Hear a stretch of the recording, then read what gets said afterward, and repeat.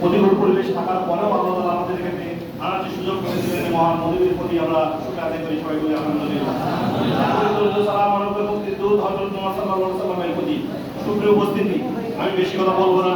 আজকে সুদিন এসেছি, আমরা অনেকে এসেছি, দূর দিনে হয়তো যে কথা বলে গিয়েছি, অনেকে পুলিশের ভয়ে, মামলার ভয়ে বা পার্শ্ববর্তী আমার প্রতিদ্বন্দ্বী আইনের ভয়ে আমরা মাঠে এসেছি, টাকা দেই নাই, সাহায্য করি নাই। আমি উদাত্ত আহ্বান জানাবো আপনাদের। আপনারা জানেন ইসলামী সংগঠন পরিচালনা করার জন্য অর্থ প্রয়োজন, নিজের আত্মশুদ্ধির প্রয়োজন। সুপ্রিয় উপস্থিতি, আপনারা নিজেরা বেশি বেশি কোরআন পড়বেন, হাদিস পড়বেন, জ্ঞান আহরণ করবেন।